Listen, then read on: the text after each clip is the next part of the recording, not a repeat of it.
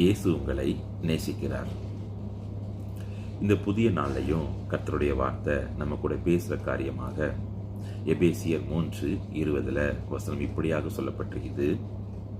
நாம் வேண்டிக் கொள்வதற்கும் நினைக்கிறதற்கும் மிகவும் அதிகமாய் நமக்குள்ளே கிரியை செய்கிற வல்லமையின்படியே நமக்கு செய்ய வல்லவராகிய அவர்.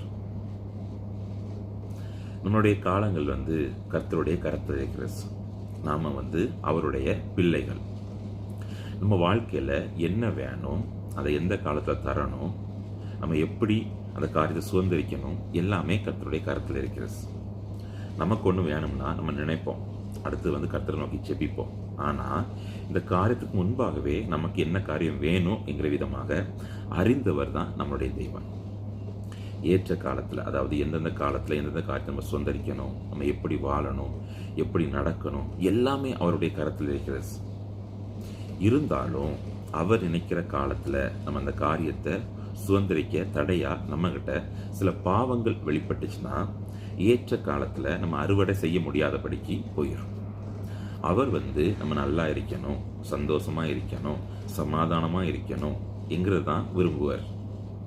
ஆனாலும் சில சமாதான குலைச்சல்கள் நம்முடைய வாழ்க்கையில் உருவாகுதுன்னா, ஏற்ற காலங்களில் நடக்க வேண்டிய காரியங்கள் நடக்காம போகுதுன்னா, நம்மகிட்ட தேவன் விரும்பாத காரியங்கள் சில வெளிப்படலாம்.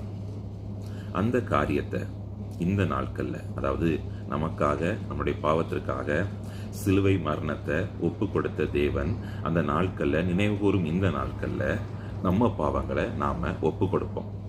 சிலுவையில் அறையப்படும்படியாக நாம விட்டு கொடுப்போம். அவர் நம்மளை சுத்திகரிக்கிற தேவன்.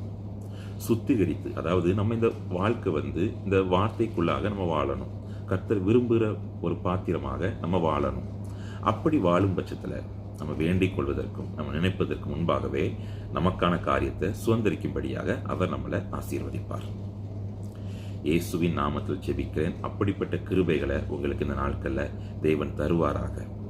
நீங்கள் நினைப்பதற்கும் வேண்டுவதற்கு முன்பாகவே உங்களுக்கான காரியத்தை நீங்கள் சுதந்திரிக்கும்படியாக, உங்களை சுத்திகரித்து தேவன் உங்களை ஆசீர்வதிக்கும்படியாக இயேசுவின் நாமத்தில் ஜெபிக்கிறேன். ஆமென்.